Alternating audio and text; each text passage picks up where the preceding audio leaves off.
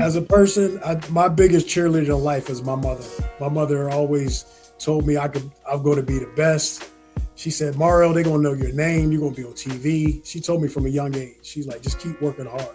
They're going to know you. They're going to be the best. So all my inspiration in any sport was to make my mother proud. One of the things about my high school career is that I ran so hard all the time because I wanted to score all the time. Every time I touched the ball, I wanted to score. And many people didn't know what was the motivation. And the biggest motivation was I wanted my mom to see me play. My mother, out of 30 odd high school games, my mother only got to see me play live twice. But I knew in every game I ever played in high school, if I score, my mother's going to see me play on the news at 11:16 every Friday night. And that was my motivation. I was like, I have to score, or my mother's not going to see me play.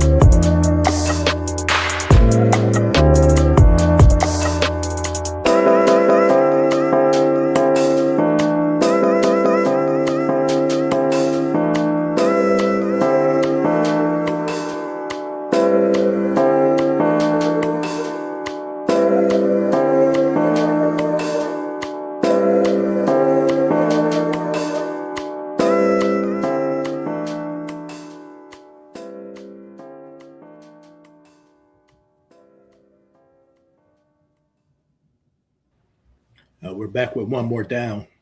Today we have Greater Johnstown legend Mario Hardison.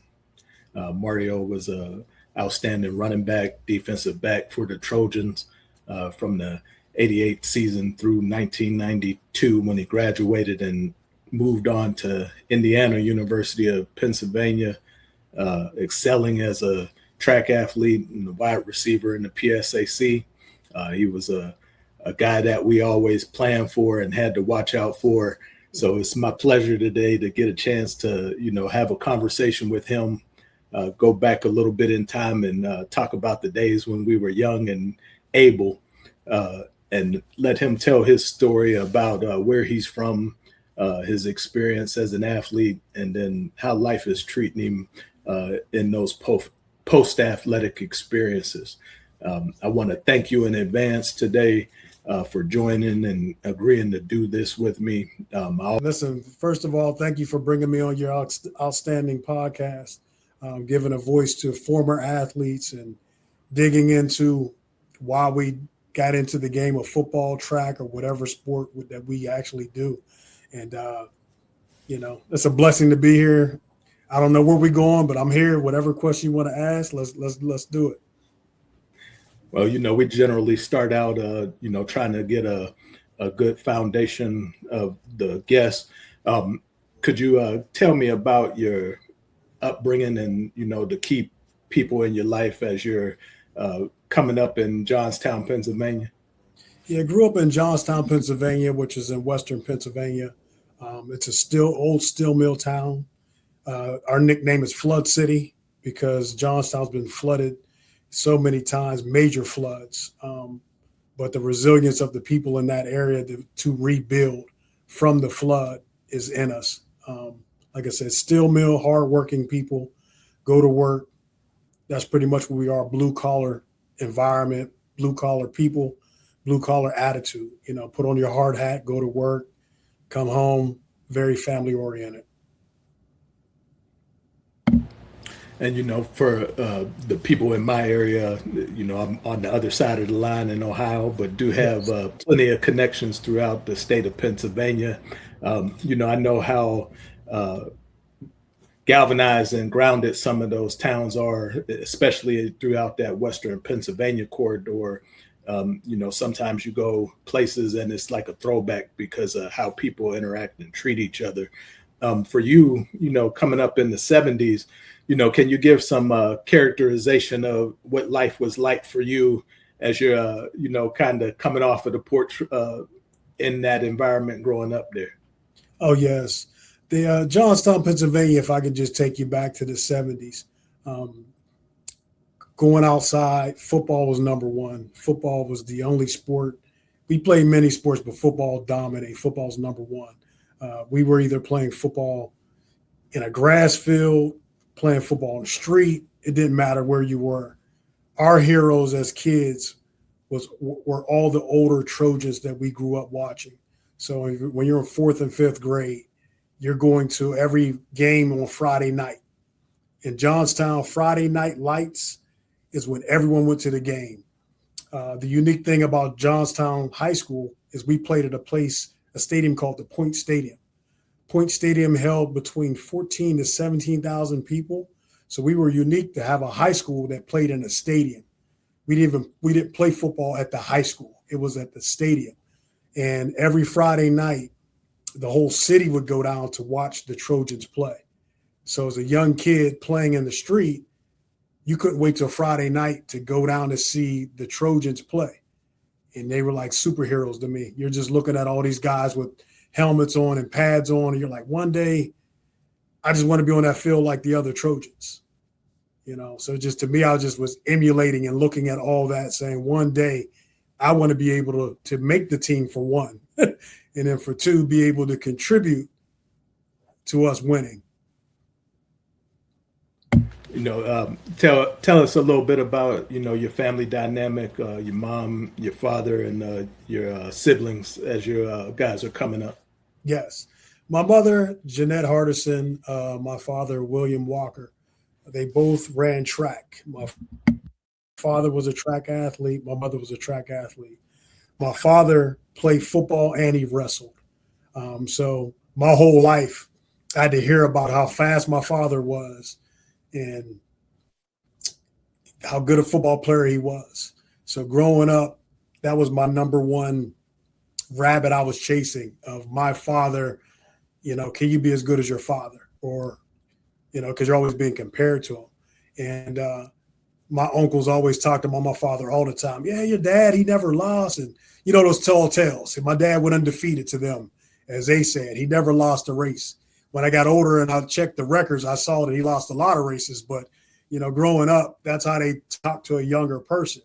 But all I can tell you is that motivated me to try to be faster than my father, to try to be a better football player than my father, and just kind of basically live up to that mode. I have 5 other brothers. So growing up, it's just me, my mother, and my brothers. And our family is very sports oriented. All my brothers play football. All my brothers pretty much ran track. You know what I mean? So very competitive. We had a very competitive neighborhood we grew up in. I'm from a place of Johnstown called Kernville, part of Johnstown called Kernville. Very competitive. Every day we were competing, racing pole to pole, playing football, throwing rocks. Whatever we did was a competition. So every day was something we were competing against. Just to give you a little backdrop of Johnstown, each neighborhood, we would actually play other neighborhoods. Hornerstown would come to Kernville. Kernville would go to Prospect. Oakhurst would come to Kernville. And it was like we would organize these games in school with our classmates saying, hey, you bring 6 guys over, we got 6 guys. You bring 8 guys over, we got 8 guys. So growing up, our life was very competitive, very friendly, but very competitive. And can you describe, your mother's role as the lead of the household and raising 6 boys? I think when you're talking about competition, and especially when you go back to the 70s and 80s, where kids were a little bit more free to be on their own, out from the watchful eye of parents, because, parents didn't worry as much about where you were and who you were with, just as long as you didn't go out and embarrass the family name. But can you give me some insight into, how your mother structured the Hardison household? My mother was the aunt and the neighborhood mom that all the kids wanted to be at our house. But my mother had she had a lot of structure with her. It had to be yes, ma'am, no, ma'am. You couldn't cuss around my mother. My mother was the authority around. So all the kids, when they came around to our home, they buttoned up. They sat up straight. They said, hey, Miss Hardison, everything's Miss Hardison. They were very respectful of my mother because that's what she commanded. The way my mother raised us, me and my other 5 brothers, was to be very respectful. Same thing, the same way we acted with her, we had to act with other adults. If you saw an older lady or someone that needed help them carry groceries. Yes, ma'am, no, ma'am. Pretty much my mother would allow anyone to discipline us if we were out of line, no matter where we were. So she was very authoritative that way, but we listened to my mother, and that was some of the tools and some of the strategies I gave my brothers. I told my brothers, hey, do right or mom's going to discipline. You're going to get the belt. You're going to get this. You're going to get that. So my brothers listened and said, hey, mom don't play. I don't want to be in trouble by mom. She don't play. And who are your close allies, as you're coming up through these formative years before you kind of get into the organized game of football or other athletics? Some of my friends growing up, Nathan Hartfield, Joey Metzger, some of the people that grew up right in Kernville, Dante Tysinger, my cousin Jimmy Hardison. We grew up, went to elementary school together. We were the first sandlot. In my neighborhood, I was the guy who would go get lime to line the field like it was an NFL field or a high school field, and everyone would come to Kernville to play on our fields. So whether it was football or baseball, we would line the fields just the way the fields are. So we had out of bounds line. If it was playing baseball, if it was football, we had an end zone line, 50-yard line.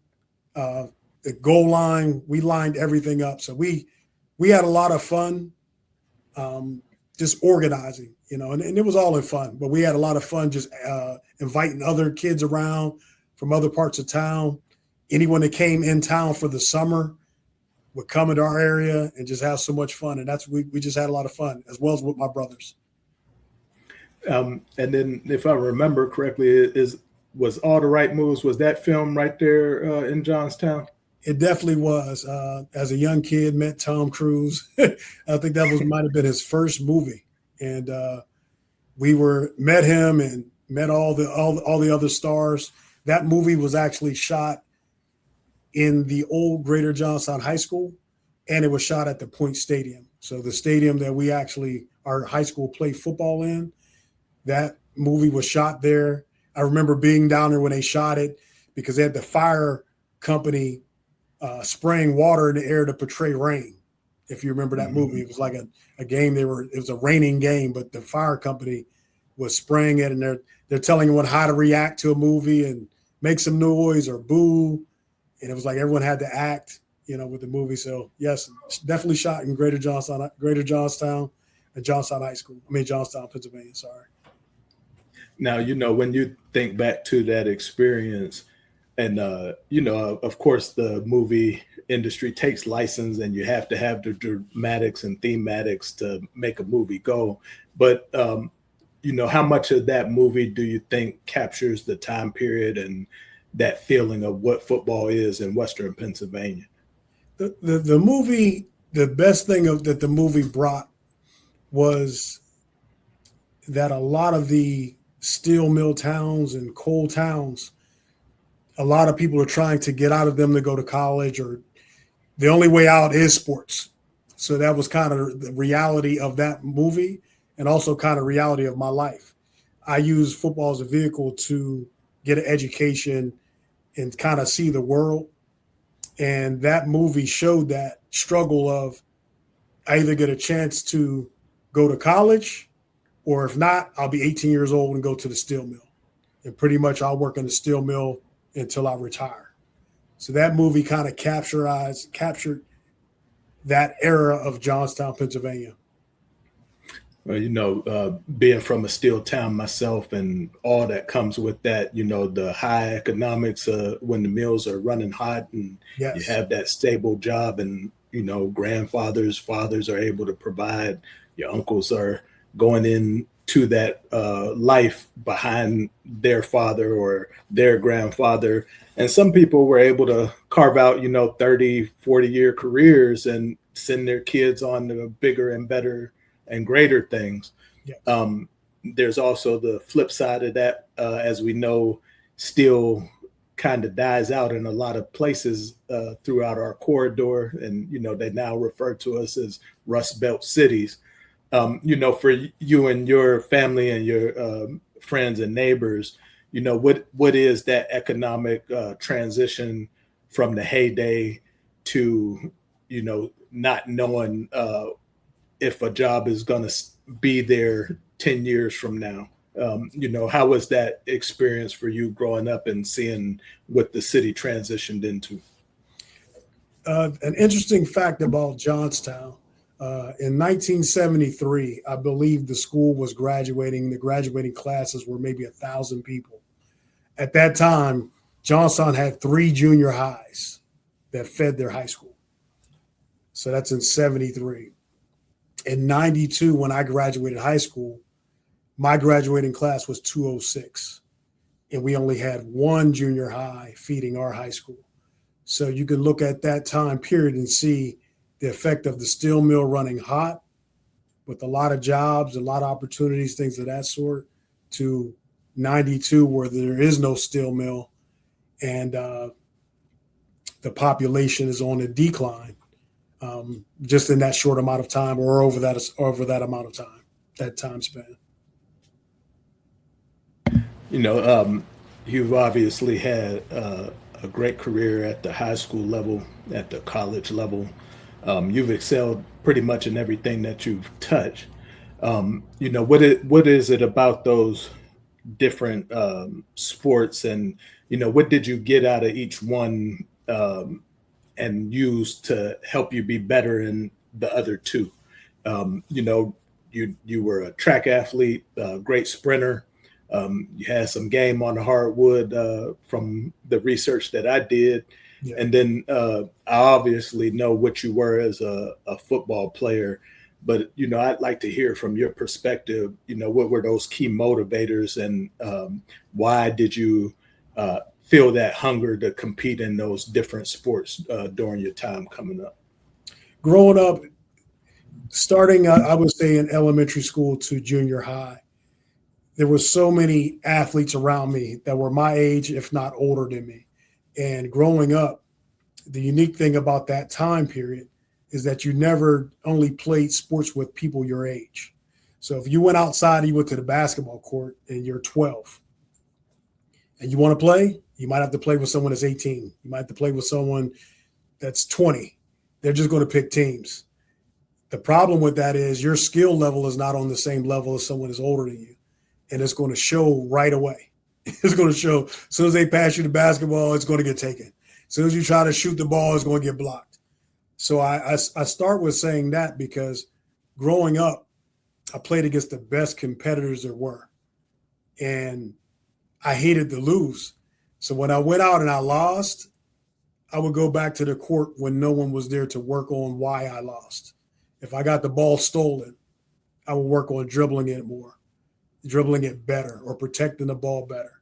When I played football, guy hit me hard. I would analyze and say, why am I getting hit like this? Well, you didn't have the right move. And growing up, as you know, we play like animal ball. That field is like 8 feet wide. So there's really not much space for anything. But when I go back to that time, and I think Johnstown had some of the best athletes I've ever seen, that I've ever been around.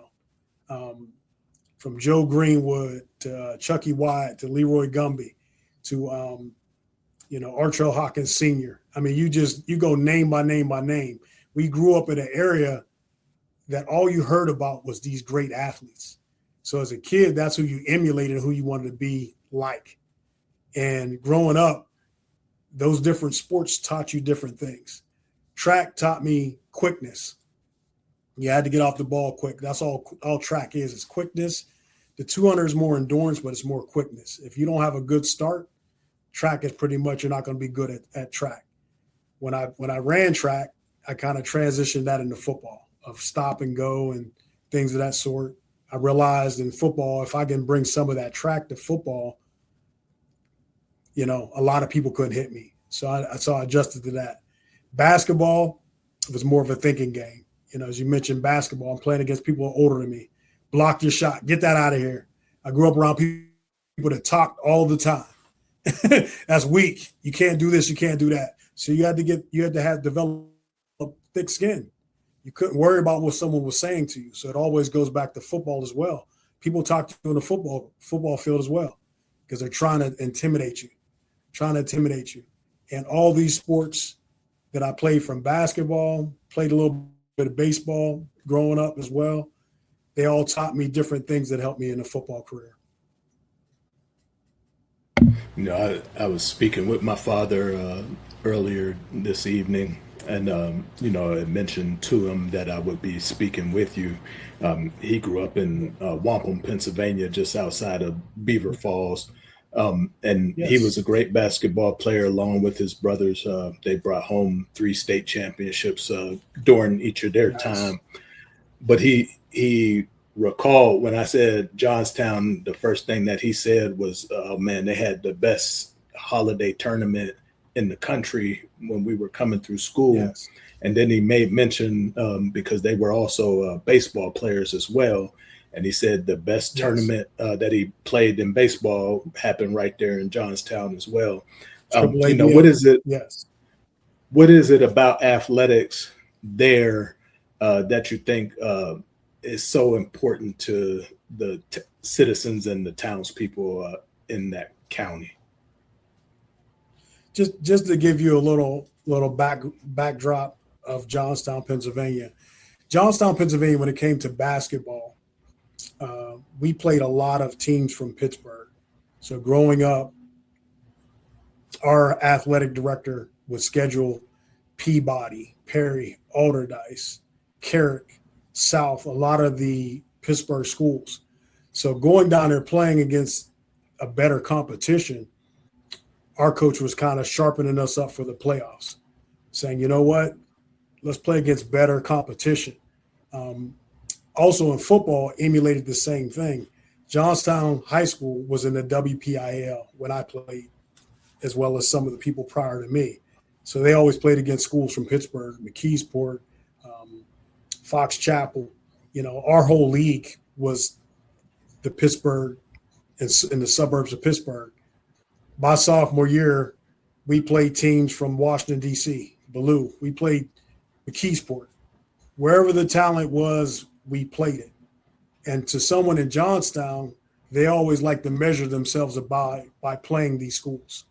So it kind of that went hand in hand with us saying, you know what, we're blue collar. Let's roll up our sleeves. Let's see what you got. And that's kind of the attitude of every athlete from Johnstown. Every athlete from Johnstown, no matter where you put them at, they have that same attitude. Let's go. They're not going to say, oh, I'm from Johnstown and you're from here and you can beat me just because you're from there. We're like, nah, you got to show me. I remember seeing you the first time my freshman year when we got into college. And, of course, the first thing that you see when you see 24 out there on the field is, the stature. You're not a guy that anybody would expect to be a dominant receiver, football player, period. But, it doesn't take long to watch a couple series to realize that you had unique quickness, great competitive spirit. Can you tell me a little bit about that, being on the other side of the metrics, yet still rising to the top and being a standout? When does that begin for you? And then, where do you think that, what do you think that source is that makes you want to establish yourself and be known and be respected? I think it all goes back to high school. When I was coming up in high school, when I was watching athletes like Chuck Wyatt, James Matthews, Joe Greenwood, people that came before me, and they would stand out. If you went to a game and you didn't know their name, you would know their name within 5 minutes. And whatever they were doing, they would stand out. If you watched the film, they would stand out. If they caught the pass, they would stand out. And as a kid growing up, that's how I looked at life. Like, I want to stand out like that, which required a lot of hard work. But I wasn't afraid of the hard work. I'm like, I'm gonna roll my sleeves up and go. I'm a shorter guy. I always looked at it like no one expects much from me. They're like, oh, this little guy, he can't do this, he can't do that. I always had that chip on my shoulder someone saying, oh, what I can't do. So my job was to show them or surprise them on, hey, I didn't know he could do this. Oh, I didn't know he was that fast. I didn't know he was this elusive. So it's like, in my mind, that's kind of how I looked at sports, is that no one expects much from me because I don't fit the package. I'm not 5'10", I'm not 6 foot, I'm not 6'2". So they're looking like, I got him. And I'm like, okay, let me show you what you got now. And it's like, that's what I grew up around, all these people that went up and beyond what most people thought they can do. And that's kind of how I modeled my game. I watched everyone that was good. I watched Gale Sayers run. I watched Barry Sanders run. I had a tape my mother gave me with all these running backs. And I would watch that tape every day in my junior high years, every day. And Gale Sayers, to me, out of all those people, was like the best. He just had so many moves. He had moves before a move, after a move. And I was like, wow, how's this guy doing it? And I would rewind it, and I kind of figured it out, like, oh, this is what he's doing. His body, he had body control. Gale Sayers had the greatest body control that you could find. And I took a little bit of everyone's game. And anytime I saw any athlete that was good, I paid attention to him. I don't care what team he was on. I watched him and just emulated people. And I said, I need to add that to my game.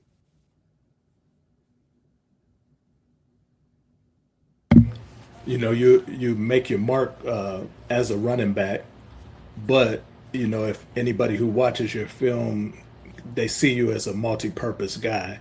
You're catching passes out of the backfield. You're being split out into the slot, sometimes out as the number one receiver. You're returning kicks, punts. I even seen the clip where it looks like they got you up there playing as a linebacker, even though you're you're marked in the program as a defensive back. Yes. And what stood out to me is in all of that, you still are playing with this tenacity and aggression and passion. What is the expression of Mario Hardison? Whether that be on the football field, taking a touchdown a long way, or controlling the flow of the game on the basketball court, or in that great individual sport of track, just being able to push yourself to the limits and compete against the clock. How do all of those things fit in describing you as a person? As a person, my biggest cheerleader in life is my mother. My mother always told me I'm going to be the best. She said, Mario, they're going to know your name. You're going to be on TV. She told me from a young age. She's like, just keep working hard. They're going to know you. They're going to be the best. So all my inspiration in any sport was to make my mother proud. One of the things about my high school career is that I ran so hard all the time because I wanted to score all the time. Every time I touched the ball, I wanted to score. And many people didn't know what was the motivation. And the biggest motivation was I wanted my mom to see me play. My mother, out of 30 odd high school games, my mother only got to see me play live twice. But I knew in every game I ever played in high school, if I score, my mother's going to see me play on the news at 11:16 every Friday night. And that was my motivation. I was like, I have to score or my mother's not going to see me play. She's at work. She's missing this. She's missing everything. She can read it in the paper, but there's nothing like watching it on TV. And that was just my motivation from every sport that I played, was to make the news.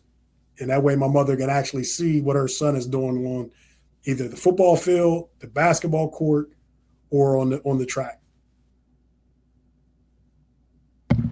You guys end up winning your conference 90-91, 16 wins over the last two seasons. For you mentioned some of the teams and the areas that you guys had to travel to compete. What were those places, and who are some of those people that stood out to you, and going over into the outer Pittsburgh area to take on all comers? From Brownsville, playing at Brownsville, my junior year. I remember that game at Brownsville because Brownsville came to Johnstown earlier that year, and they beat us at our stadium. And we didn't like it. We kind of felt like we didn't bring our A game. They got the win. I'm not making excuses for it, but we didn't bring our A game. So that our first round playoff game was at Brownsville. So they beat us in Johnstown, maybe 41-21, something like that. I can't remember, but they beat us by at least 2 touchdowns. So we had a playoff game. They're ranked number 1 in the state. So they're like, oh, they're just going to run over Johnstown. They already beat them earlier this year at their stadium. Now they're playing at home. And I remember that game because we ended up beating Brownsville 20-3, held them to a field goal in their own stadium.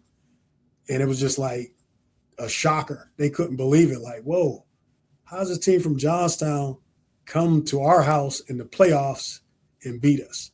That was one of the memories I remember. Another memory I remember from high school is playing a team called Valley in New Kensington. We played them, and at the time, they were beating everyone. And they had a running back, I believe, named Jay White. He was putting other people out of the game by their coming up trying to tackle him. That's how hard he ran. He ran like Jerome Bettis. He was knocking guys out that were trying to come tackle him. And I don't know why our coach told us that. He told us that the week of, which kind of psyched us out because some guys, the first 2 quarters, they were kind of olaying the tackle. They were letting him go by and then try to jump on his shoulders instead of no one wanted to go head up with him. They're like, yeah, this guy put a guy out of the game. And so people were like trying to oh, I'm gonna go by and just jump in the shoe. And I remember that game because we were losing 29-6 at half. Game's over, 29-6 at half. And like we go into the locker room, man, I'm mad. Like, let's go. Like nothing wrong with losing, but you guys are just laying down out here. And I remember that game because we ended up beating them 41-36. They only scored one touchdown in the second half. We just came back and just beat them. And it was just one of those games where I ended up having a game-winning touchdown with like a minute left. And it was like one of those games, like it was like, how did Johnstown do that? Because they were losing 29-6, so the game was pretty much over. But that was just one of those games going to New Kensington, at that time beating Valley, going to Brownsville, playing against them. They're ranked number 1 in the state, beat them in the playoffs. It's just like, this is Johnstown. And it's like, we weren't shocked by it. It's like, this is what we do. But everyone outside of Johnstown is like, how do they do that? And, what is that rivalry with Bishop McCord? What is the dynamics of that, and how many of those players do you have interpersonal relationships leading up to those games? The rivalry with Bishop McCourt in city rivalry, the Catholic school versus the public school. That was like what that rivalry, as well as Altoona. Altoona was pretty much the only local team that Johnstown played. That was our number 1 rival, and then Bishop McCourt. And Bishop McCourt always played Johnstown well because they knew how to scheme things. And Johnstown was pretty much like, oh, we're just going to show up and it's a track meet. We're going to just outrun them. And Bishop McCourt was like, no, we're going to zone up. We're going to have a safety back here. They were kind of like, they were ahead of their time as far as scheming against us. And we didn't adjust to the scheme. We're just like, no, we're like a blunt instrument. Like, no, we don't care if there's 2 guys back there. We're still going to go deep. And it was like those games were so hard for us, or harder for us, because we didn't scheme backwards. But it was the guys that you saw around town in the summer. You saw those guys when you're playing basketball, and, you kind of stayed away from them. They kind of stayed away from you because you're just like, oh, they go to McCourt. Oh, they go to Johnstown. So it was kind of like, it was like that kind of scene. Or if we played basketball, we would never pick those guys up, and they'd never pick us up. We'd be like, we got our 5 against your 5. And that was pretty much how that went in Johnstown. I think for all of us, and when I say all of us, guys who had that opportunity to continue their career beyond the high school level, when you first enter these different sports, and you're a kid and you're seeing things on television, or you're idolizing the older guys that have gone before you, everybody thinks that they're going to make it to the tip top of whatever path they choose. For yourself, what was that experience of having a really solid career in multiple sports at the high school level, and then trying to figure out what your next step is going to be, and where you're going to take your talents at the next level? How does that process play out for you? I remember my senior year, and I'm going into my senior year, and I'm like, I'm going D1. I got a letter from Temple. I got a letter from Hawaii. I got a letter from VMI. I got a letter from Richmond in Virginia. And I'm like, just looking at these letters every day, just reading them every day. The coaches are telling me, hey, we're looking at you. We're going to reach out to you. And I'm just reading them every day. And I never wrote them back. I never called it, which I couldn't. I didn't have long distance to make a phone call, which is funny to say now. But I just read these letters every day, like, oh, man, they want me. My senior season's over. So it's January of my senior year. And I remember being in class, and my athletic director, Paul Litwalk, calls me to the athletic office. And he's like, hey, there's a coach here to see you. I was like, oh, okay. The coach is Kurt Signetti. He's like, this is Kurt Signetti. He coaches at Temple. I believe he was a wide receiver coach at Temple. And I'm like, hey, how you doing, Mr. Signetti? He says, they tell me you can dunk a basketball. I said, yeah, I can dunk. He said, bullshit. I'm like, uh-oh. It's like, I can't. I'm like, what do you mean I can dunk? He said, show me. So I'm in the athletic office like, am I allowed to walk to the gym? I'm in class. You just call me out of class. And my athletic director is like, go ahead. Go to the gym. So I said, well, coach, I got jeans on. He said, come on, man, you got a locker around here or something. So I started laughing like, this dude, he's real. Like, okay. So we walked down to my locker. I put on some gym shorts. I walk into someone else's gym class because I'm supposed to be in class. So all my friends are like, what are you doing in here? I'm like, this coach wants to see me dunk. They're like, oh, okay, cool. Throw the ball up and bounce, catch it, dunk it. He's like, oh, damn, you really can jump. I was like, yeah, I can jump. He's like, okay. He's like, well, we're looking at you and a guy from Florida. He was like, if this guy doesn't come to Temple, we're going to give you a scholarship. And I'm like, okay. So I shake his hand. I go back to class. And 2 weeks later, I take a visit to IUP where I meet his dad, Frank Signetti Sr., which I'm not even connecting the dots that they're related. He was on his way to see his dad when he came to see me, but I didn't realize that at the time. And had a great time up there on my visit. IUP was always on my radar if I didn't get a Division I scholarship because they were right in my backyard and they were on TV. IUP was on TV. The football team was on TV in Johnstown. It came on all their games. So I got to see all their games. I was like, if I don't go D1, I'm going here because these guys are amazing. And they play a Division I schedule. They play Townsend. They play Portland State. They play North Dakota State. So to me, I was like, well, if I don't go D1, I'm going IUP because at least I'll get the same visibility to go to the NFL or get a shot or a tryout there.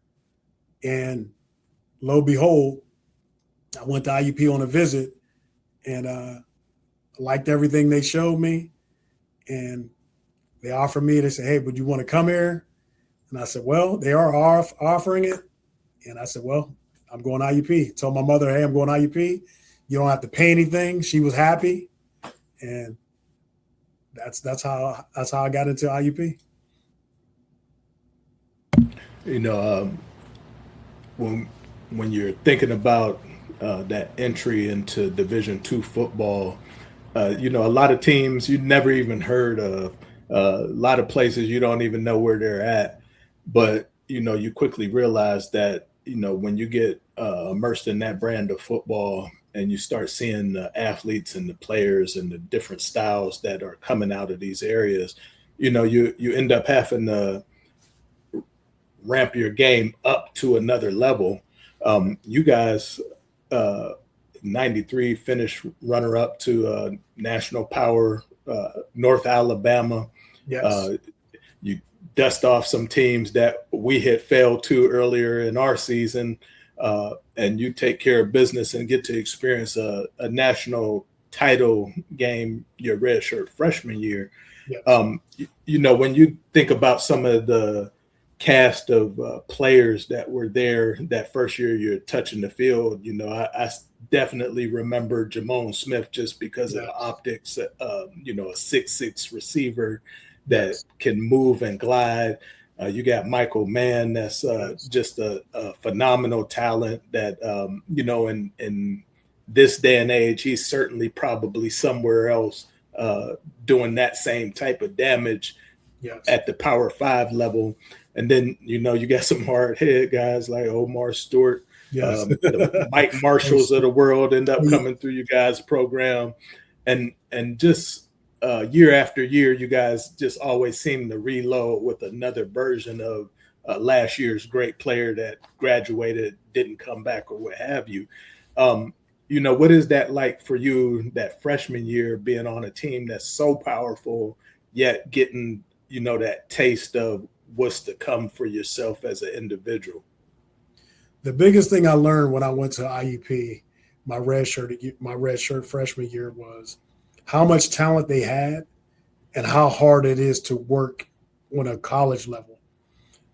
My camp, my freshman camp, I literally considered, I don't know if I want to do this anymore, because I never ran so much in my life in practice. Everything Coach Signetti we did for him had to be full speed. We didn't have a walk-through type of practice. So wide receivers, if they were teaching us a route, they wanted it full speed. Once the DBs came over, they wanted it full speed. Once front seven came over, they wanted it full speed. Once we did team, they wanted it full speed. Then after practice, we had to run more. I'm thinking, like, didn't we do enough running all practice? But what I quickly realized was they were trying to build you into being a champion. And to be a champion, that's how hard you have to work. Because Coach Signetti's philosophy was he wanted to see who would quit in practice. Because if you quit on me on practice, you're going to quit in the fourth quarter. Kind of how I connected the dots. And it took a while to buy into that. And then once I bought into it, I totally understood it, because the players police the players. Coach didn't have to say too much of anything. The players would get on you for not being in shape or missing a workout or anything like that, because the players knew we're going to run into that North Alabama. We're going to run into that Jacksonville State. We're going to run into that North Dakota State. The players knew. They're like, we have to be good enough to run with the bigger teams whenever that day comes. You know, as you think about those initial experiences, your chance meeting with Coach Curt Signetti in that gym, him probably passing on what he saw that day on to his father. Yes. And when you think about those two men and just, the structure of you guys' program and how successful you were, for those of us that kind of played against that system, or in your case, played in that system, and then just seeing how intense and how knowledgeable that whole coaching staff was, does it surprise you that a guy like Curt Signetti has had the type of success he's had on multiple levels at multiple places? From playing under Frank Signetti Sr., which is Curt Signetti's father, they're the same intense person, but they're very detail oriented. So to the public, to the outside looking in, they may view them a certain way, but they're nothing like what you view them. They're very knowledgeable. They talk to you, but they demand the best out of you. And that's what Frank Signetti Sr. did, and that's what Curt Signetti does as well. But what they are that people can't tell right away, or may not be as obvious, is they're very detail oriented people. Frank Signetti Sr. would rewind the same route you ran over 20 times just to see if you're coming off with the right foot, the right balance. Are you at the top of the stem? He would just keep rewinding it, and he would talk you through it. And as a freshman, I'm like, I'm like, the route looks good. What is this? What's that? You just keep rewinding it. Where's your hand at? Where's your head placement? Because he was looking at something different every time he watched it. And Curt Signetti, you can tell, is the same way. Very detail-oriented, takes a lot of notes, but has a great memory to recall things that happened in the first quarter that he can take advantage of in the second quarter or third quarter or in overtime. And that's the thing what I see with his son that he got from his father. Very oriented, very goal-driven, but they are second to no one. They think they're the best, and that's not a bad thing. But they think they're the best because they prepare to be the best. And then, we have this common experience of playing in the PSAC. You guys were always at the top, except for 1995 when we finally knocked you guys off. But, playing against those different entities through the conference, we're talking about Lock Haven, Clarion, Cal, PA, Edinburgh, Slippery Rock. What did you think of those different teams? And then, do you have any guys that kind of stood out in terms of getting excited to play against, or do you remember any guys that you may have had individual battles with in going through your career throughout that time? Oh yeah, yeah, and that's why I'm thankful you invited me on, because it's your school, Edinboro, because Edinboro to IUP was the game. You know how they say like Florida State, Miami? That was the game. It was the game because IUP and Edinboro had a lot of the Western PA kids going to those schools. So WPIAL, City League. So everyone kind of knew each other or ran across each other or played against each other. A lot of your teammates, you can know, played in the Pittsburgh City School League or WPIAL, and it was the same thing. So that game brought out the attendance through the roof. Like I remember, it's funny you're saying that game. I remember my first IUP game, my first Edinboro game, I'm sorry. And I made the dumbest mistake I ever made. I never did this in high school, junior high, anything. Kickoff. They kick the ball off. I go to pick it up, but I put my knee down to pick the ball up. So the ball's down. Can't put your knee down. It's like on a 10-yard line. I'm like, oh.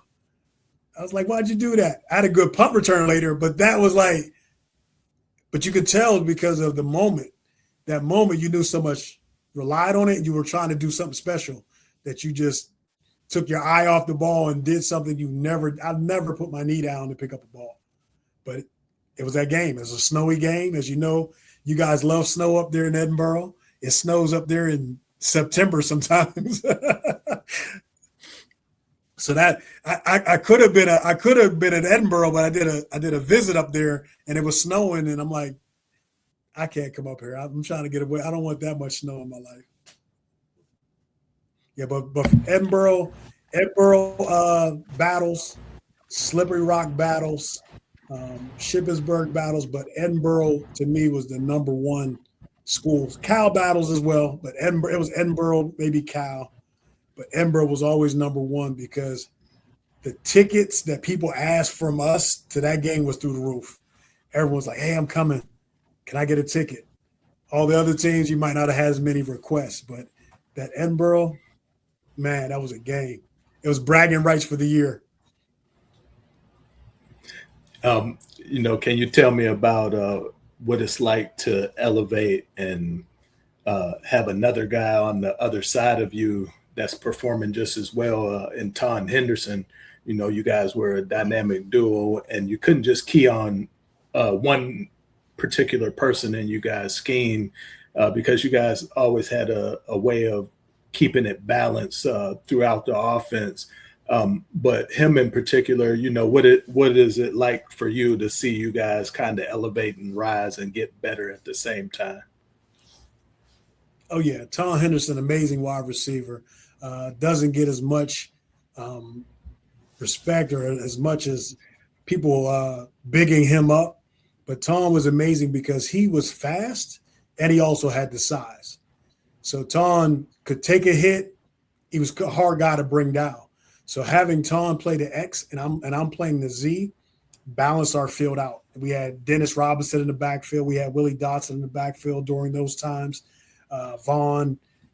We had so many guys back there. But Tom, I fed off of him so much because the guy was so intense.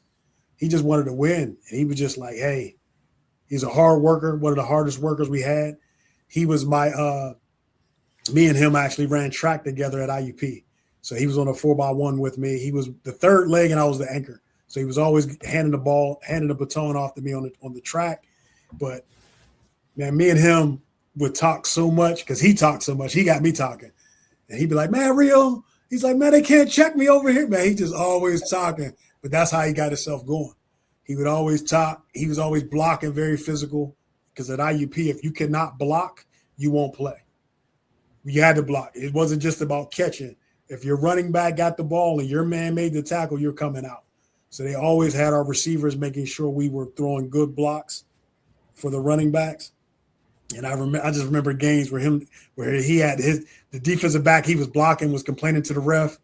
And then we're just laughing like, ref, why is he crying? And he's like, man, I got this guy over here afraid, man. He over here crying. It's just funny. All the memories of just playing with Tom are amazing.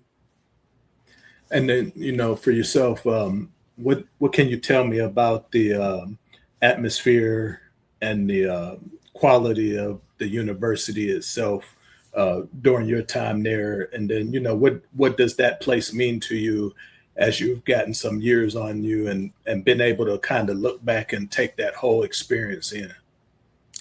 IUP, I met some of the best people in my life at IUP. Still keep up with them now. IUP allowed me to grow up. It allowed me to dream. It allowed me to see further outside of Johnstown, meeting people from Pittsburgh, Philadelphia, Washington, D.C., New York, Ohio, Florida. We had a lot of guys on the football team from Florida. So IUP just brought a lot of different people into that little small town that allowed you to see further than the town. And just very fortunate. IUP allowed me to meet you. So it's like a spider web of like all these people you have access to because you went to this school and because you network with different people and because you presented yourself in such a way. So very indebted to IUP. I wouldn't change anything about my college choice. If I can go back and change it, I would still choose going to IUP. And, as we transition into life after athletics, sometimes that unwinding period and trying to recalibrate yourself and get all of that competition out of your system, you move on to things like marriage, fatherhood, growing up in a household led by your mom, having to be an example for your younger brothers, and then, having a father who had prowess in his own right, but may not have been there on a day-to-day basis to help you develop and form, your own identity and your own idea of yourself. What does that experience of living through that, how does that translate over to you as a husband and you as a father and the man leading your household and directing the path of your family?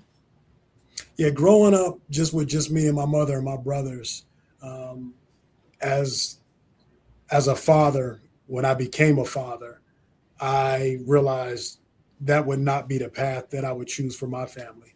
And I just wanted to be there for my kids. It was never about them trying to play football or emulate what I did. I just looked at life and said, you know what, whatever it is they want to do, my role is just there to support them. My role is to answer questions that they may have that no one was there to answer for me.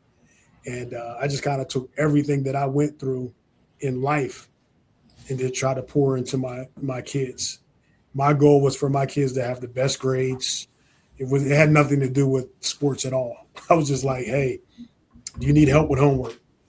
I'll help you. If I don't know how to do it, I'll get a tutor. So to me, I just tried to pour as much, as well as my wife, same thing, try to pour as many resources into our kids as we could. And that's kind of how I saw what a father's role should be. Both of my kids ended up running track. So I was there for them as well. That way, if you got any questions, I was their coach, could coach you. Got any questions, trying to get you better, send you to camps, whatever it is you need to do. I'm trying to give you all the resources that I can give you.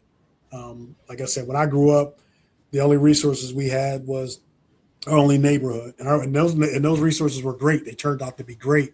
But I didn't have a father there to answer those types of questions or to guide you in that direction or any direction. Just my mother was there. So as a parent, I was like, no, this is my role with my kids, to be very involved, engaged. The irony of the difference of both worlds is I told you that my mother only saw me play football twice. My mother never saw me play baseball at all. So the sports I played, I got trophies for days that my mother never physically saw. Flip side is my kids, I've seen them practice. So My mother, she never saw me play. She sure didn't see me practice. So my point being is that I always tried to be there for them for everything. Hey, I'm at practice. I'm at the games. Afterward, how do you feel about it? Just be the biggest cheerleader I could be for them. And for yourself, how does your wife balance out that other half of your personality?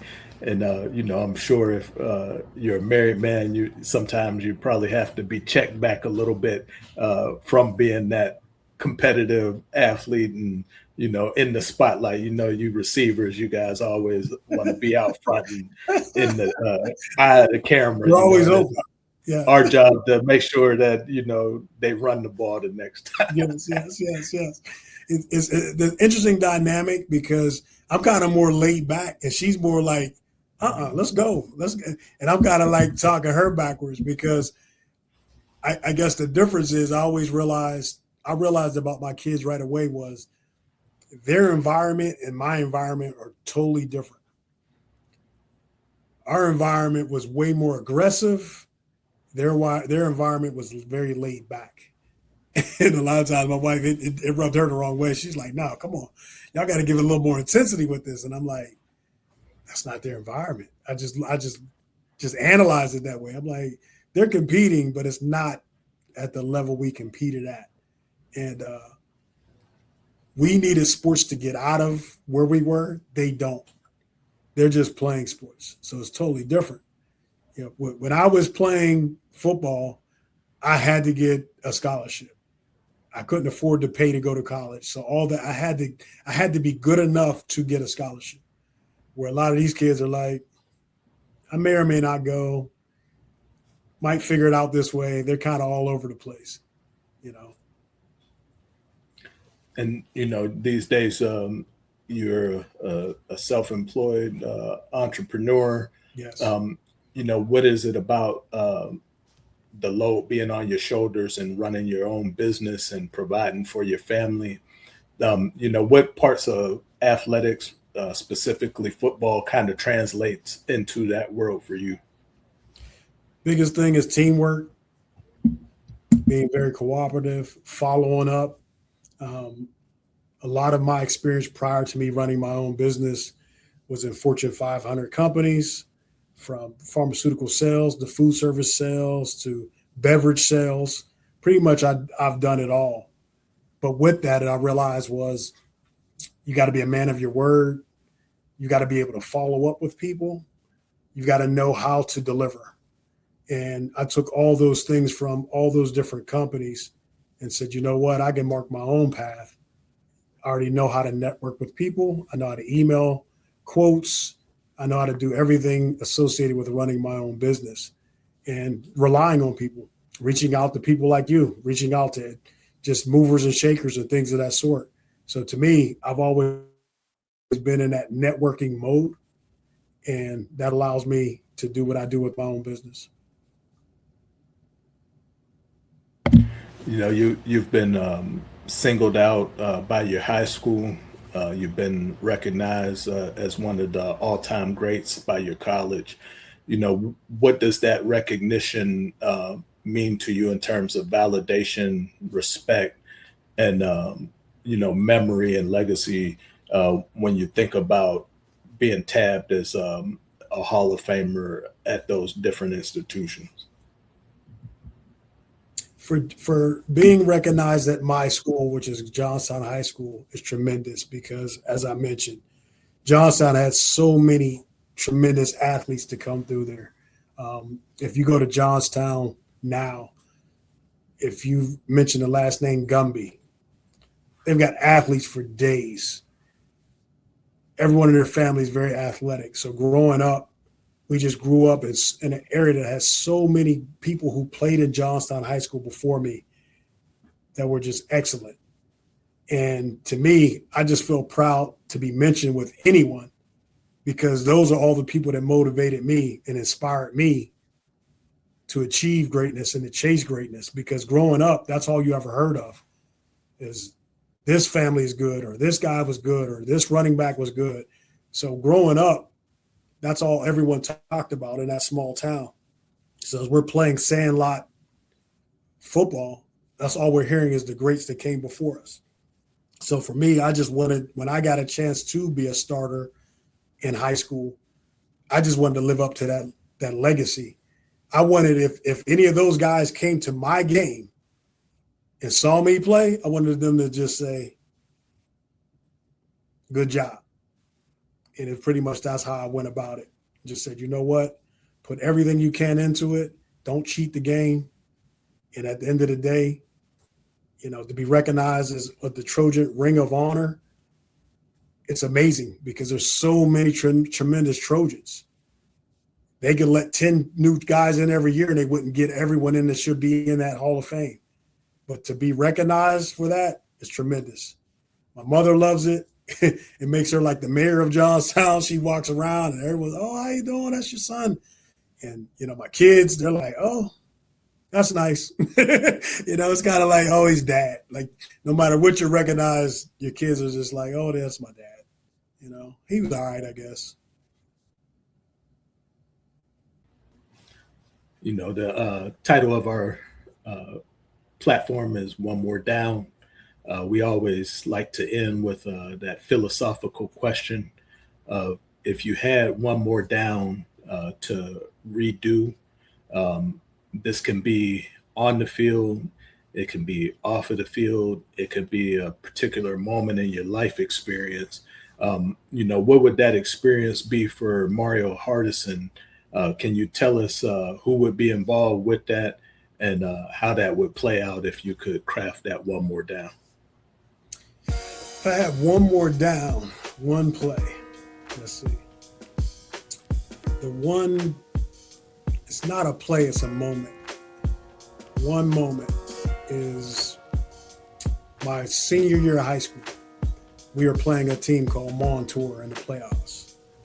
We were beating them 20-6 at halftime. We missed an extra point in the first half. And we ended up losing that game 28-27 because we missed an extra point. And that game is just like haunts me forever. And the reason that game haunts me is, had we beat Montour, our next game would have been at Three Rivers Stadium. That's where the WPIAL Championship was held, with all the games all that day, the whole game that day. And that haunts me because I used to watch that game from a freshman year, sophomore year, junior year, and I was like, we need to make it to this game because this is where all the college coaches are at. This is where everyone is playing. There's 4 games, and we never made it to that game because we lost that game 28-27. So the following week, we were going to be playing where the Steelers play at Three Rivers Stadium. So that was the one game, which ended up being my final high school game, that still haunts me to this day because of the implications of the following week where the game would have been played. So.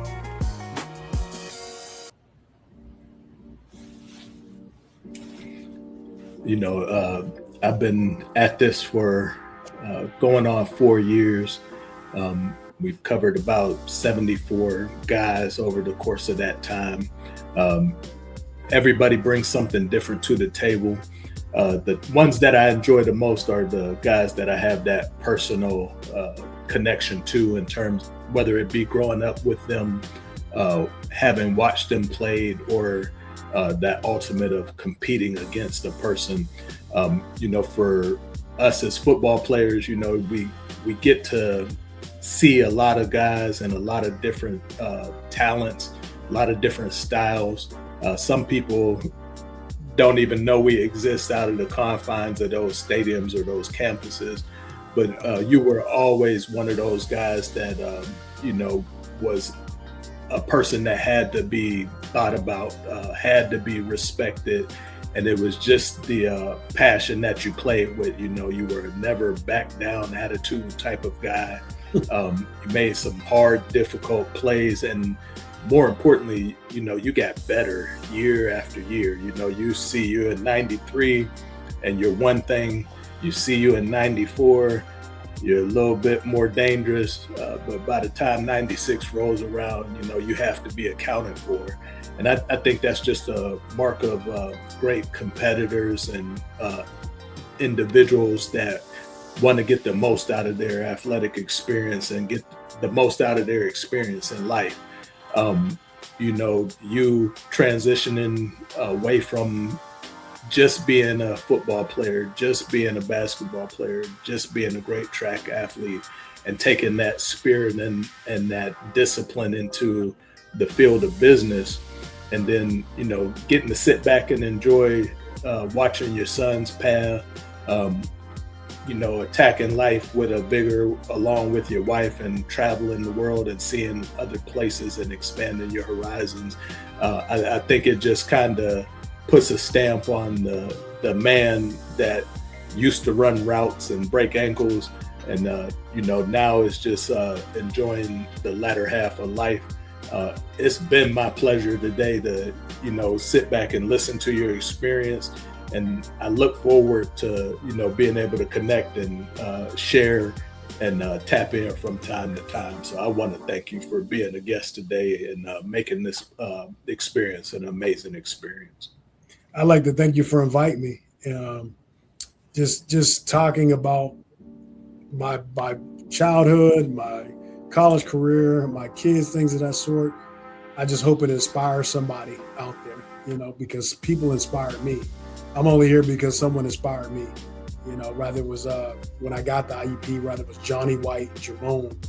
These guys were like untouchable wide receivers in the game. So everywhere I've gone, someone's inspired me to take it to the next level.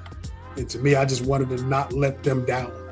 Everyone's around. If they were older than me and they taught me something, when it was my turn, I wanted to show them what I learned from them and just say, oh man, you killing it. And it was like, I was around guys like that were better than me, more technical than me. And my job was just to pick their brain. That's how I viewed it. Pick their brain and get better, And that's what I just wanted those guys to be proud of me. Anybody that was older than me that taught me the way, that was my salute back to them. And that's what I owed them, just be the best version of myself.